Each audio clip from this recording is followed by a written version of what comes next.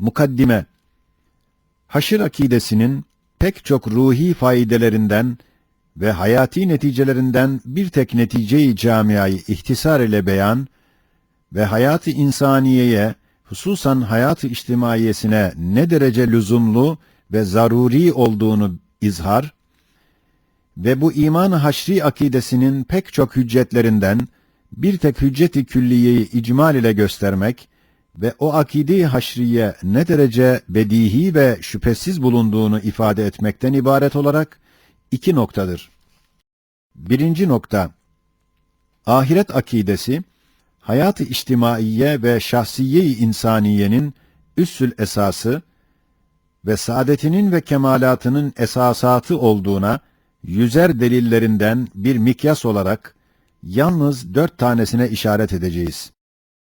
Birincisi, nev-i beşerin hemen yarısını teşkil eden çocuklar, yalnız cennet fikriyle onlara dehşetli ve ağlatıcı görünen ölümlere ve vefatlara karşı dayanabilirler ve gayet zayıf ve nazik vücutlarında bir kuvve-i maneviye bulabilirler ve her şeyden çabuk ağlayan gayet mukavemetsiz mizac-ı ruhlarında o cennet ile bir ümit bulup mesrurane yaşayabilirler. Mesela cennet fikriyle der, benim küçük kardeşim veya arkadaşım öldü, cennetin bir kuşu oldu, cennette gezer, bizden daha güzel yaşar. Yoksa her vakit etrafında kendi gibi çocukların ve büyüklerin ölümleri, o zayıf biçarelerin endişeli nazarlarına çarpması, mukavemetlerini ve kuvve-i maneviyelerini zir-ü zeber ederek, gözleriyle beraber ruh, kalp, akıl gibi bütün letaifini dahi öyle ağlattıracak, ya mahvolup veya divane bir bedbaht hayvan olacaktı. İkinci delil, nevi insanın bir cihette nısfı olan ihtiyarlar, yalnız hayat-ı uhreviye ile yakınlarında bulunan kabre karşı tahammül edebilirler. Ve çok alakadar oldukları hayatlarının yakında sönmesine ve güzel dünyalarının kapanmasına mukabil bir teselli bulabilirler ve çocuk hükmüne geçen seri-ü teessür ruhlarında ve mizaçlarında mevt ve zevalden çıkan elim ve dehşetli meyusiyete karşı ancak hayat-ı bakiye ümidiyle mukabele edebilirler. Yoksa o şefkate layık muhteremler ve sükunete ve istirahat-ı kalbiyeye çok muhtaç o endişeli babalar ve analar öyle bir vaveylay ruhi ve bir dağdayı kalbi hissedeceklerdi ki bu dünya onlara zulmetli bir zindan ve hayat dahi kasabetli bir azap olurdu. Üçüncü delil, insanların hayatı içtimaiyesinin medarı olan gençler, delikanlılar, şiddet-i galeyanda olan hissiyatlarını ve ifratkar bulunan nefis ve hevalarını tecavüzattan ve zulümlerden ve tahribattan durduran ve hayat-ı içtimaiyenin hüsnü cereyanını temin eden yalnız cehennem fikridir. Yoksa cehennem endişesi olmazsa el hükmü lil galip kaidesiyle o sarhoş delikanlılar hevesatları peşinde biçare zayıflere, acizlere dünyayı cehenneme çevireceklerdi ve yüksek insaniyeti gayet süfli bir hayvaniyete döndüreceklerdi. Dördüncü delil, nevi beşerin hayat-ı dünyeviyesinde en cemiyetli merkez ve en esaslı zemberek ve dünyevi saadet için bir cennet, bir melce, bir tahassüngah ise aile hayatıdır ve herkesin hanesi küçük bir dünyasıdır ve o hane ve aile hayatının hayatı ve saadeti ise samimi ve ciddi ve vefadarane hürmet ve hakiki ve şefkatli ve fedakârane merhamet ile olabilir. Ve bu hakiki hürmet ve samimi merhamet ise ebedi bir arkadaşlık ve daimi bir refakat ve sermedi bir beraberlik ve hadsiz bir zamanda ve hudutsuz bir hayatta birbiriyle pederane, ferzendane, kardeşane, arkadaşane münasebetlerin bulunmak fikriyle, akidesiyle olabilir. Mesela der, bu haremim ebedi bir alemde, ebedi bir hayatta, daimi bir refika-i hayatımdır.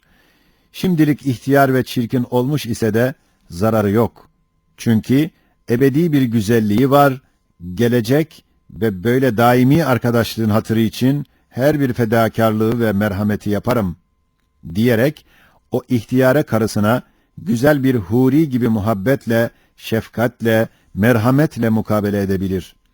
Yoksa kısacık bir iki saat suri bir refakatten sonra ebedi bir firak ve müfarakate uğrayan arkadaşlık, elbette gayet suri ve muvakkat ve esassız, hayvan gibi bir rikkat-i cinsiye manasında ve bir mecazi merhamet ve suni bir hürmet verebilir.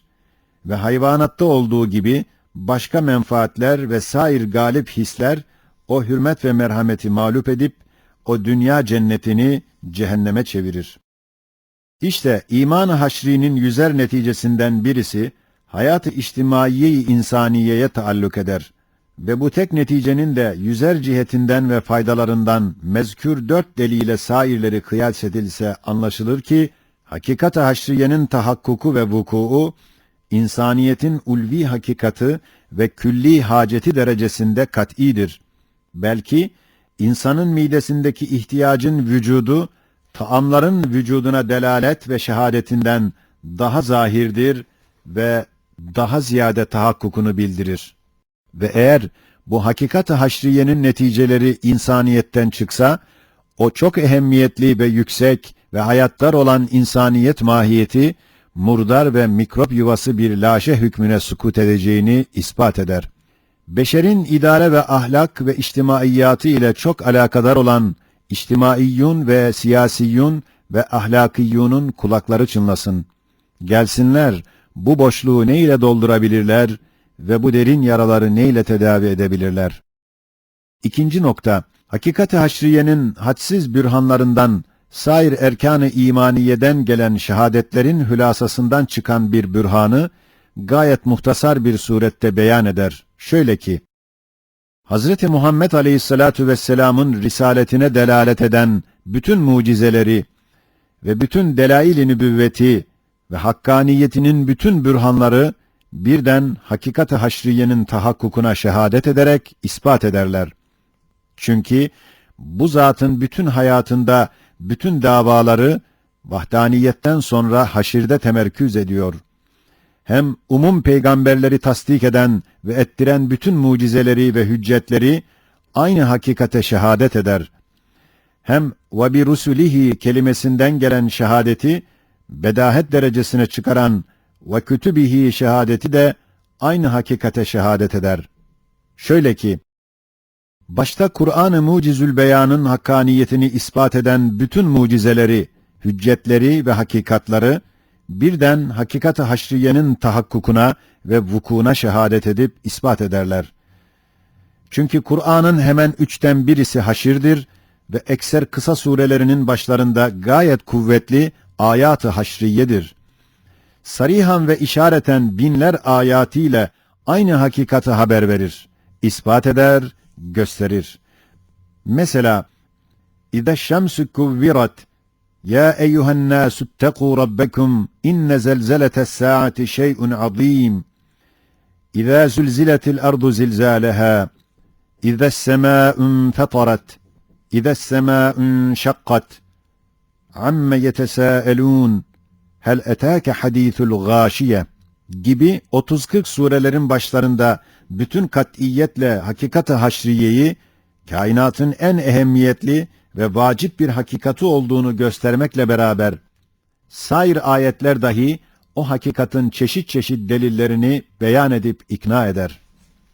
Acaba bir tek ayetin bir tek işareti gözümüz önünde ulûm-u İslamiye'de müteaddit ilmi, kevni hakikatları meyve veren bir kitabın böyle şehadetleriyle ve davalarıyla güneş gibi zuhur eden iman-ı haşri hakikatsiz olması, güneşin inkarı belki kainatın ademi gibi hiçbir ciheti imkanı var mı ve 100 derece muhal ve batıl olmaz mı? Acaba bir sultanın bir tek işareti yalan olmamak için bazen bir ordu hareket edip çarpıştığı halde, o pek ciddi ve izzetli sultanın binler sözleri ve vaatleri ve tehditlerini yalan çıkarmak hiçbir cihette kabil midir ve hakikatsız olmak mümkün müdür?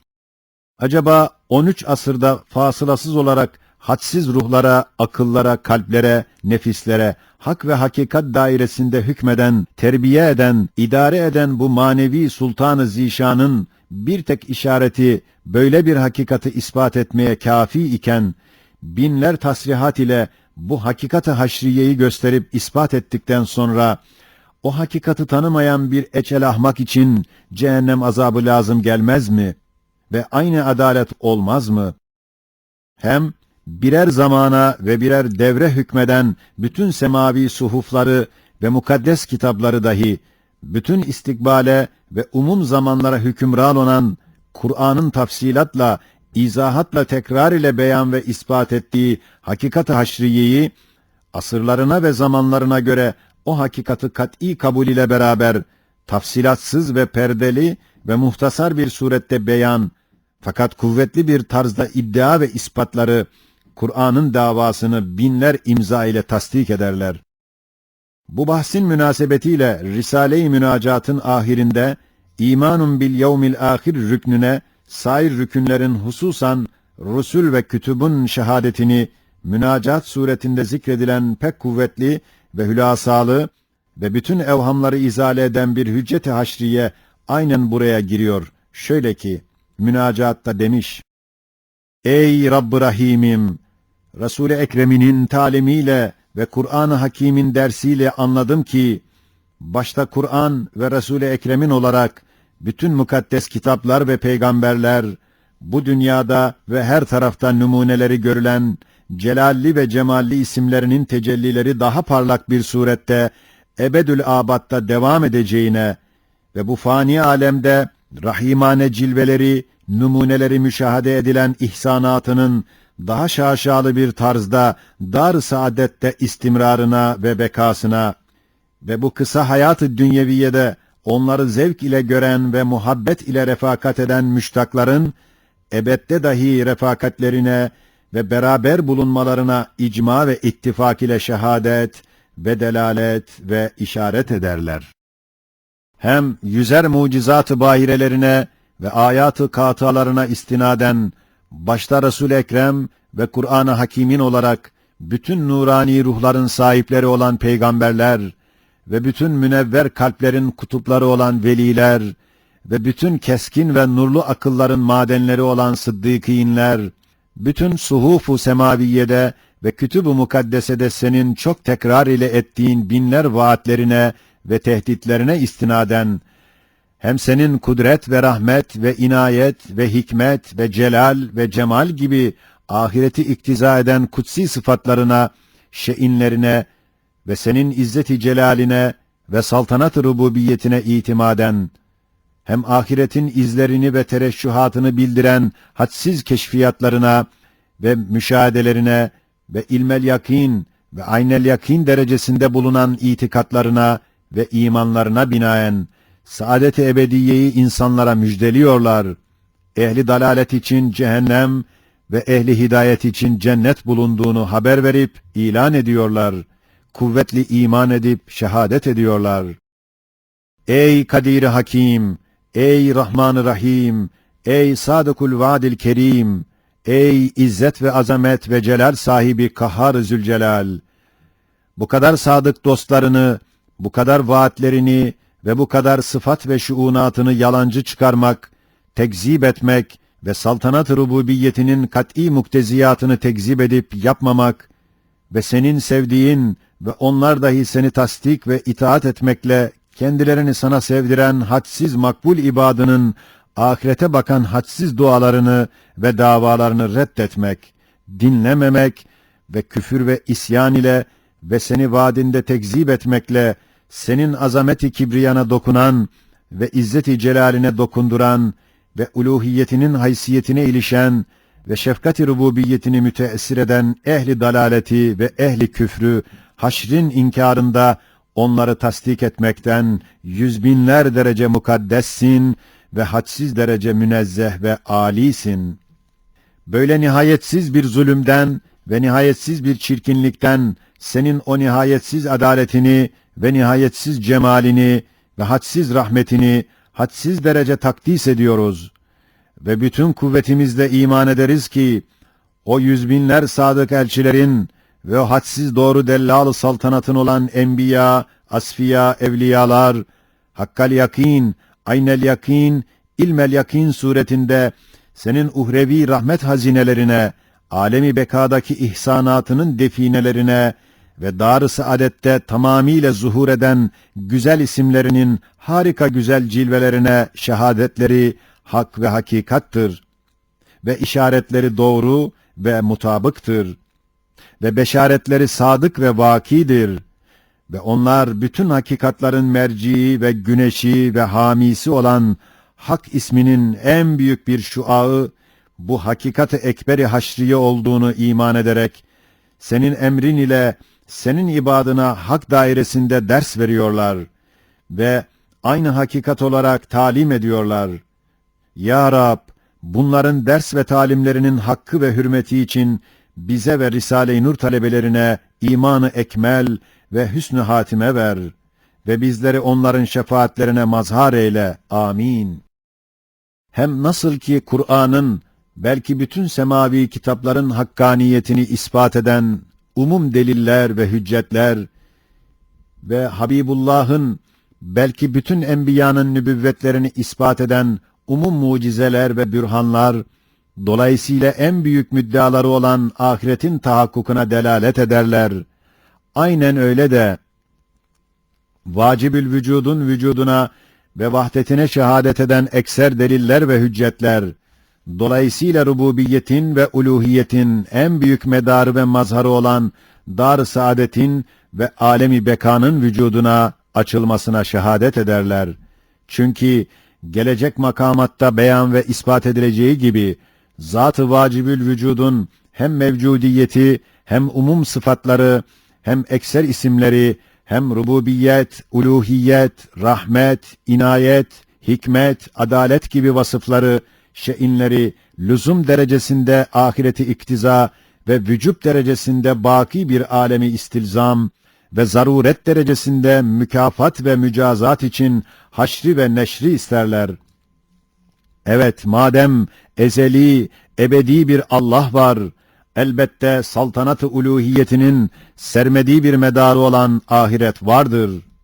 Ve madem bu kainatta ve zihayatta gayet haşmetli ve hikmetli ve şefkatli bir rububiyeti mutlaka var ve görünüyor, elbette o rububiyetin haşmetini sukuttan ve hikmetini abesiyetten ve şefkatini gadirden kurtaran ebedi bir dar-ı saadet bulunacak ve girilecek. Hem madem göz ile görünen bu hadsiz inamlar, ihsanlar, lütuflar, keremler, inayetler, rahmetler, perde-i gayb arkasında bir Zat-ı Rahman-ı Rahim'in bulunduğunu sönmemiş akıllara, ölmemiş kalplere gösterir. Elbette inamı istihzadan ve ihsanı aldatmaktan ve inayeti adavetten ve rahmeti azaptan ve lütuf ve keremi ihanetten halas eden ve ihsanı ihsan eden ve nimeti nimet eden bir alemi bakide bir hayatı bakiye var ve olacaktır. Hem madem bahar faslında zeminin dar sayfasında hatasız 100.000 kitabı birbiri içinde yazan bir kalem-i kudret, gözümüz önünde yorulmadan işliyor ve o kalem sahibi 100.000 defa ahd-ü vaad etmiş ki, bu dar yerde ve karışık ve birbiri içinde yazılan bahar kitabından daha kolay olarak geniş bir yerde güzel ve layemut bir kitabı yazacağım ve size okutturacağım diye bütün fermanlarda o kitaptan bahsediyor. Elbette ve herhalde o kitabın aslı yazılmış ve haşir ve neşir ile haşiyeleri de yazılacak ve umumun defteri amalleri onda kaydedilecek. Hem madem bu arz kesret-i mahlukat cihetiyle ve mütemadiyen değişen yüzbinler çeşit çeşit enva-ı zevil hayat ve zevil ervahın meskeni, menşei, fabrikası, meşheri, mahşeri olması haysiyetiyle bu kainatın kalbi, merkezi, hülasası, neticesi, sebebi hilkatı olarak gayet büyük öyle bir ehemmiyeti var ki, küçüklüğüyle beraber koca semavata karşı denk tutulmuş, semavi fermanlarda daima Rabbus semavati vel ard deniliyor. Ve madem bu mahiyetteki arzın her tarafına hükmeden ve ekser mahlukatına tasarruf eden ve ekser zihayat mevcudatını teshir edip kendi etrafına toplattıran ve ekser masnuatını kendi hevesatının hendesesiyle ve ihtiyacatının düsturlarıyla öyle güzelce tanzim ve teşhir ve tezyin ve çok antika nevilerini liste gibi birer yerlerde öyle toplayıp süslettirir ki, değil yalnız ins ve cin nazarlarını, belki semavat ehlinin ve kainatın nazar-ı dikkatlerini ve takdirlerini ve kainat sahibinin nazar-ı istihsanını celbetmekle gayet büyük bir ehemmiyet ve kıymet alan ve bu haysiyetle bu kainatın hikmet-i hilkatı ve büyük neticesi ve kıymetli meyvesi ve arzın halifesi olduğunu fenleriyle, sanatlarıyla gösteren ve dünya cihetinde sani alemin mucizeli sanatlarını gayet güzelce teşhir ve tanzim ettiği için isyan ve küfrüyle beraber dünyada bırakılan ve azabı tehir edilen ve bu hizmeti için imhal edilip muvaffakiyet gören nev-i beni Adem var. Ve madem bu mahiyetteki nev-i beni Adem mizaç ve hilkat itibariyle gayet zayıf ve aciz ve gayet acz ve fakriyle beraber hadsiz ihtiyacatı ve teellümatı olduğu halde bütün kuvvetinin ve ihtiyarının fevkinde olarak koca küreyi arzı o nevi insana lüzumu bulunan her nevi madenlere mahzen ve her nevi taamlara ambar ve nevi insanın hoşuna gidecek her çeşit mallara bir dükkan suretine getiren gayet kuvvetli ve hikmetli ve şefkatli bir mutasarrıf var ki böyle nevi insana bakıyor, besliyor, istediğini veriyor. Ve madem bu hakikatteki bir Rab hem insanı sever, hem kendini insana sevdirir, hem bakidir, hem baki alemleri var, hem adaletle her işi görür ve hikmetle her şeyi yapıyor. Hem bu kısa hayatı dünyeviyede ve bu kısacık ömrü beşerde ve bu muvakkat ve fani zeminde o hakimi ezeliğinin haşmeti saltanatı ve sermediyeti hakimiyeti yerleşemiyor ve nevi insanda vuku bulan ve kainatın intizamına ve adalet ve muvazenelerine ve hüsnü cemaline münafi ve muhalif çok büyük zulümleri ve isyanları ve veli nimetine ve onu şefkatle besleyene karşı ihanetleri, inkarları, küfürleri bu dünyada cezasız kalıp gaddar zalim rahat ile hayatını ve biçare mazlum meşakkatler içinde ömürlerini geçirirler ve umum kainatta eserleri görünen şu adalet-i mutlakanın mahiyeti ise dirilmemek suretiyle o gaddar zalimlerin ve meyus mazlumların vefat içindeki müsavatlarına bütün zıttır, kaldırmaz, müsaade etmez. Ve madem nasıl ki kainatın sahibi kainattan zemini ve zeminden nevi insanı intihab edip gayet büyük bir makam, bir ehemmiyet vermiş, öyle de nevi insandan dahi makasıd-ı rububiyetine tevafuk eden ve kendilerini iman ve teslim ile ona sevdiren hakiki insanlar olan enbiya ve evliya ve asfiyayı intihab edip kendine dost ve muhatap ederek onları mucizeler ve tevfikler ile ikram ve düşmanlarını semavi tokatlar ile tazip ediyor. Ve bu kıymetli, sevimli dostlarından dahi onların imamı ve mefhari olan Muhammed Aleyhisselatu Vesselam'ı intihab ederek ehemmiyetli küre-i arzın yarısını ve ehemmiyetli nevi insanın 5'ten birisini uzun asırlarda onun nuruyla tenvir ediyor. Adeta bu kainat onun için yaratılmış gibi bütün gayeleri onun ile ve onun diniyle ve Kur'an'ı ile tezahür ediyor. Ve o pek çok kıymetdar ve milyonlar sene yaşayacak kadar hadsiz hizmetlerinin ücretlerini hadsiz bir zamanda almaya müstehak ve layık iken, gayet meşakkatler ve mücahedeler içinde 63 sene gibi kısacık bir ömür verilmiş. Acaba hiçbir cihetle hiçbir imkanı, hiçbir ihtimali, hiçbir kabiliyeti var mı ki o zat bütün emsali ve dostlarıyla beraber dirilmesin ve şimdi de ruhen diri ve hay olmasın, idam-ı ebediyle mahvolsunlar, haşa, 100.000 defa haşa ve kella. Evet, bütün kainat ve hakikat alem dirilmesini dava eder ve hayatını sahibi kainattan talep ediyor. Ve madem 7. şua olan Ayetül Kübra'da her biri bir dağ kuvvetinde 33 adet icma-ı azim ispat etmişler ki, bu kainat bir elden çıkmış ve bir tek zatın mülküdür ve kemalat-ı ilahiyenin medarı olan vahdetini ve ehadiyetini bedahetle göstermişler. Ve vahdet ve ehadiyet ile bütün kainat, o zat-ı vahidin emirber neferleri ve musahhar memurları hükmüne geçiyor ve ahiretin gelmesiyle kemalat-ı sukuttan ve adalet-i mutlakası müstehziyane gadr-ı mutlaktan ve hikmet-i âmmesi sefahetkârane abesiyetten ve rahmet-i vasiası lahiyane tazipten ve izzet-i kudreti zelilane acizden kurtulurlar, tekaddüs ederler.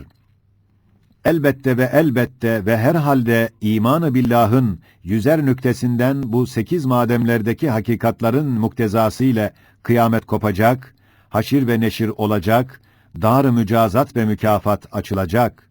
Ta ki arzın mezkûr ehemmiyeti ve merkeziyeti ve insanın ehemmiyeti ve kıymeti tahakkuk edebilsin ve arz ve insanın Halık'ı ve Rabbi olan mutasarrıf-ı hakimin mezkûr adaleti, hikmeti, rahmeti, saltanatı takarrur edebilsin ve o baki Rabb'in mezkûr hakiki dostları ve müştakları idam-ı ebediden kurtulsun ve o dostların en büyüğü ve en kıymettarı, bütün kainatı memnun ve minnettar eden kutsi hizmetlerinin mükafatını görsün ve Sultan-ı Sermedi'nin kemalatı naks-ı kusurdan ve kudreti acizden ve hikmeti sefahetten ve adaleti zulümden tenezzüh ve takaddüs ve teberri etsin. Elhasıl, madem Allah var, elbette ahiret vardır. Hem nasıl ki, mezkür 3 erkan-ı imaniye, onları ispat eden bütün delilleriyle haşre şehadet ve delalet ederler. Öyle de, وَبِمَلَائِكَتِهِ وَبِالْقَدَرِ خَيْرِهِ وَشَرِّهِ مِنَ اللّٰهِ Teala olan 2 rükn-i imani dahi haşrı istilzam edip kuvvetli bir surette alemi bekaya şehadet ve delalet ederler. Şöyle ki, melaikenin vücudunu ve vazife-i ubudiyetlerini ispat eden bütün deliller ve hadsiz müşahedeler, mükalemeler, dolayısıyla alemi ervahın ve alemi gaybın ve alemi bekanın ve alemi ahiretin ve ileride cin ve ins ile şenlendirilecek olan dar-ı saadetin, cennet ve cehennemin vücutlarına delalet ederler. Çünkü melekler bu alemleri izni ilahiyle görebilirler ve girerler ve Hazreti Cebrail gibi insanlar ile görüşen umum melaike-i mukarrabin mezkür alemlerin vücutlarını ve onlarda gezdiklerini müttefikan haber veriyorlar. Görmediğimiz Amerika kıtasının vücudunu, ondan gelenlerin ihbariyle bedihi bildiğimiz gibi, 100 tevatür kuvvetinde bulunan melaike ihbaratı ile alemi bekanın ve dar-ı ahiretin ve cennet ve cehennemin vücutlarına o kat'iyette iman etmek gerektir ve öyle de iman ederiz. Hem 26. söz olan Risale-i Kader'de iman-ı bil kader rüknünü ispat eden bütün deliller, dolayısıyla haşre ve neşr-i suhufa ve mizan-ı ekberdeki muvazene-i amale delalet ederler. Çünkü her şeyin mukadderatını gözümüz önünde nizam ve mizan levhalarında kaydetmek ve her zihayatın sergüzeşt-i hayatiyelerini kuvve-i hafızalarında ve çekirdeklerinde ve sair elvah-ı misaliyede yazmak ve her ziruhun, hususan insanların defteri amallerini elvah-ı mahfuzada tespit etmek, geçirmek, elbette öyle muhit bir kader ve hakimane bir takdir ve müdakkikane bir kayıt ve hafizane bir kitabet, ancak mahkeme-i kübrada umumi bir muhakeme neticesinde daimi bir mükafat ve mücazat için olabilir. Yoksa o ihatalı ve inceden ince olan kayıt ve muhafaza bütün manasız, faydasız kalır. Hikmete ve hakikate münafi olur. Hem haşir gelmezse, kader kalemiyle yazılan bu kitab-ı kainatın bütün muhakkak manaları bozulur ki, hiçbir ciheti imkanı olamaz ve o ihtimal, bu kainatın vücudunu inkar gibi bir muhal, belki bir hezeyan olur. Elhasıl, İmanın 5 rüknü bütün delilleriyle haşir ve neşrin vukuuna ve vücuduna ve dar-ı ahiretin vücuduna ve açılmasına delalet edip isterler ve şehadet edip talep ederler. İşte hakikat-ı haşriyenin azametine tam muvafık böyle azametli ve sarsılmaz direkleri ve bürhanları bulunduğu içindir ki Kur'an-ı Mucizül Beyan'ın hemen hemen 1/3'ü haşir ve ahireti teşkil ediyor ve onu bütün hakaykına temel taşı ve üssül esas yapıyor ve her şeyi onun üstüne bina ediyor. Mukaddime nihayet buldu.